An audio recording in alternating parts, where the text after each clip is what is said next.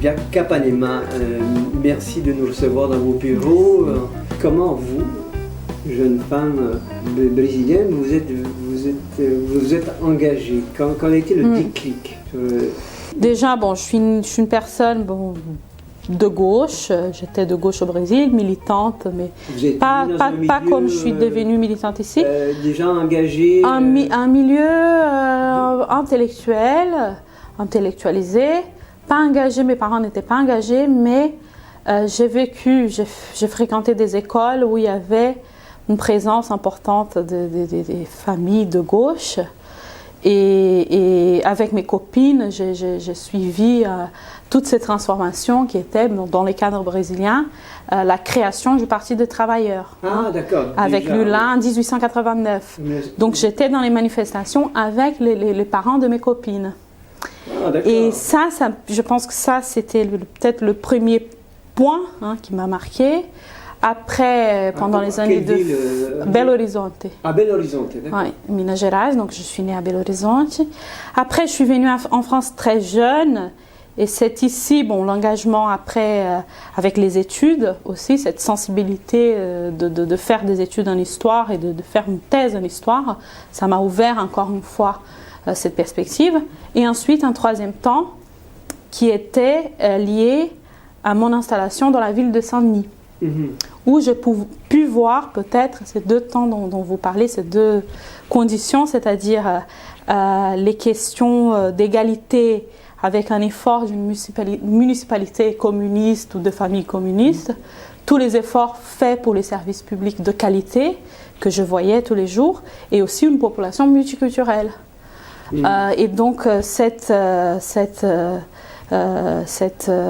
perception par rapport à ce que je connaissais comme banlieue populaire au Brésil, où il n'y avait pas cet effort de donner une dignité, une vie citoyenne, une vie des services publics de qualité, etc., que j'ai retrouvé ici. Et pour cette population extrêmement diversifiée. Et donc c'est là où j'ai trouvé ma place. J'ai intégré le Front de gauche, puis le Parti communiste français, et j'ai été acceptée comme égale. Alors que là-bas, il n'y a plus d'idéalisation, c'était juste peut-être jusqu'aux années 60 ou 50. Après, ce paradigme il est complètement mis en question. Et aujourd'hui, ce qui est fait là-bas, justement, ce sont des politiques qu'on appellerait en France de discrimination positive. Ou actions affirmatives pour rendre justement, des actions affirmatives, les discriminations positives, c'est le fer armé, c'est le bras armé, enfin entre guillemets, de la politique du multiculturalisme, notamment en Amérique du Nord. Exactement. Et cette manière, il y a plusieurs interprétations, mais j'aimerais avoir la vôtre. Au Brésil, ces politiques d'action affirmative ou de combat aux inégalités aussi raciales et identitaires ont été menées dans un cadre où cela représentait un progrès social, une vraie transformation sociale. Donc même les mouvements sociaux revendiquaient ces actions, notamment celle qui est la plus connue, ce sont les quotas pour les universités, parce que là-bas les universités sont accessibles à travers un concours. Donc ça c'était vu vraiment comme un grand progrès social et transformateur. Comment on voit aujourd'hui et comment je vois d'ici? Je pense c'est un progrès effectivement, mais qui ne peut pas être isolé des vraies transformations sociales et des vrais droits universels. Donc pour la France par exemple, c'est qu'on a des politiques de droit commun ou politiques universelles qui sont beaucoup plus, je dirais, beaucoup plus démocratiques que ces actions qui sont faites là-bas. Donc pour ici, transposer ces modèles, ce serait dans certains cas des régressions. Parce qu'assumer qu'on ne peut pas créer des politiques universelles, que les politiques universelles ne sont pas, qu'on ne peut pas les assumer. En revanche, ce que je pense aussi dans les cadres français, on identifie, vous êtes tous impliqués dans cette question, il y a des formes de racisme, des préjugés d'origine qui sont très importants. Donc il y a aussi une difficulté pour les personnes issues de certaines origines et qui après aussi c'est lié au territoire.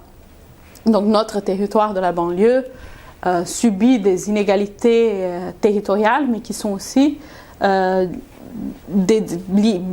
motivées par des préjugés d'origine. Donc je pense qu'il faut créer un système qui puisse garantir aussi bien l'universalité des droits le plus possible et le partage des richesses vraiment et de l'accès aux services publics de qualité pour tous, mais en même temps être sensible à ne pas reproduire des préjugés et des formes d'exclusion. Ça passerait par quoi selon vous?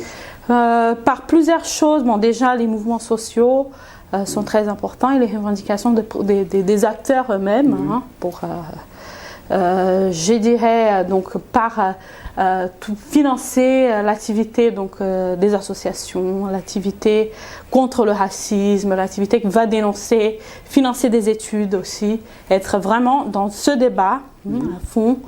Je pense aussi par des droits, par les lois, par l'existence de lois de discrimination et donc de vraies cellules qui vont proposer des vraies mesures qui puissent être utilisées pour dès qu'une situation de discrimination est sentie, est vécue. Et je pense aussi dans le politique, dans les cadres politiques par exemple, et dans d'autres, à des actions comme l'élection en parité.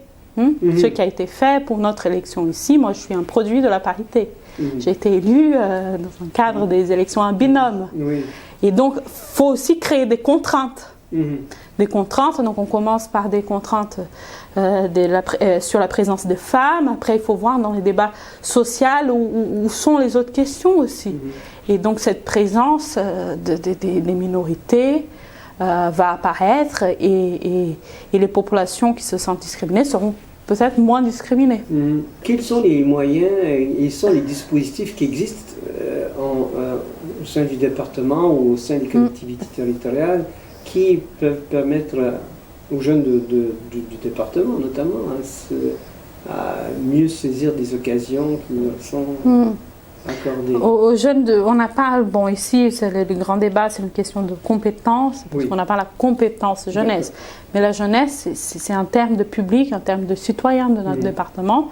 Ça représente un quart ou un quart de la population si on prend aussi les mineurs, les enfants jusqu'à 30 ans. Et donc c'est le département le plus jeune de France, on le dit à chaque fois. Et donc ça devient, on doit réorienter nos politiques publiques aussi vers la jeunesse et savoir ce qu'on fait et quelles sont les politiques publiques qu'on offre à la jeunesse. Nous avons des dispositifs qui existent, donc un dispositif qui s'appelle Plus Citoyen, qui est pour financer des projets des associations de jeunes. Nous intervenons dans d'autres domaines, dans le sport, il y a des choses qui sont faites.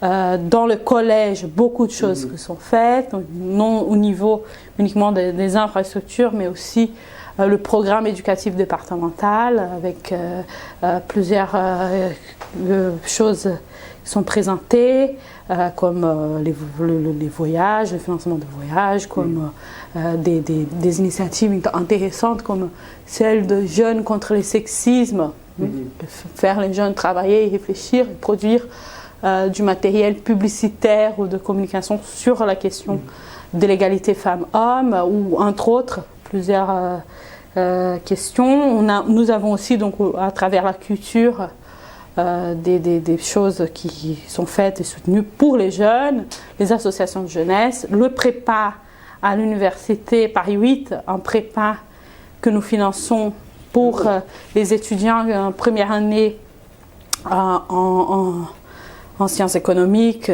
dans les filières économiques, qui avaient beaucoup de mal à réussir cette première année. Donc nous mettons en place une première année. Donc il y a des actions qui sont faites déjà malgré tout. Et ce que nous souhaitons maintenant avec la délégation jeunesse, c'est d'améliorer ces politiques publiques pour les jeunes. Donc il y a des pistes à explorer, par exemple la création d'une plateforme de stage que nous avons déjà pour les collégiens. Donc la rendre extensible pour tous les jeunes de la Seine-Saint-Denis, parce qu'on s'est rendu compte qu'une des difficultés pour les jeunes de la Seine-Saint-Denis, c'est de trouver même un stage dans les cadres obligatoires des études, parce qu'ils n'ont souvent pas de réseau ou d'autres difficultés. Et donc tout ça, et aussi donc, interroger les questions d'emploi, de transport, voir comment on pourra faire mobilité des jeunes, c'est très important. La santé, aujourd'hui même, on a une réunion sur les questions de santé des jeunes. Nous avons un espace qui s'appelle Tête à Tête, qui est un espace pour la jeunesse, donc peut-être de rencontre. Les jeunes, c'est dans un centre commercial où les jeunes fréquentent beaucoup, donc un centre de référence, de prévention pour les jeunes, donc peut-être l'agrandir, le rendre plus visible. Donc on peut faire beaucoup de choses dans les cadres de la transversalité aussi des politiques publiques. Donc pour donner aux jeunes ce statut de citoyen de droit.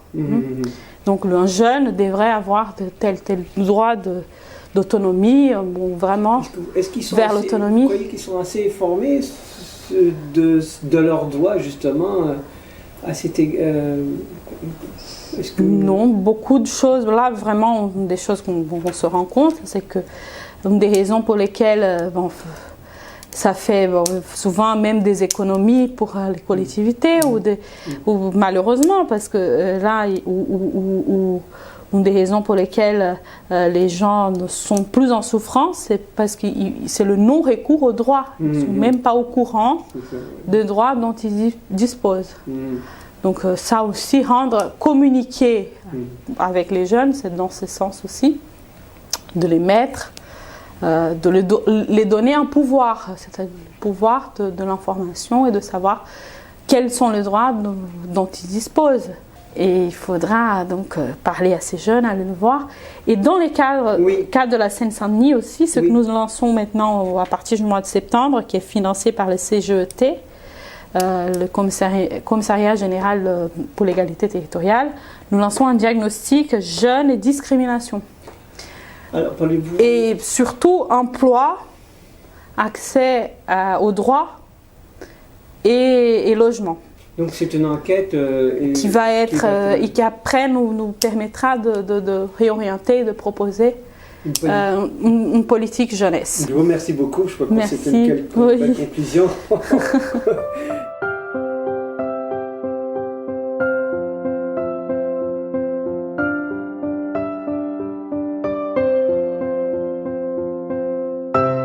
Si vous voulez voir d'autres vidéos sur la même thématique, vous pouvez désormais vous diriger vers ces vidéos proposées ci-dessous.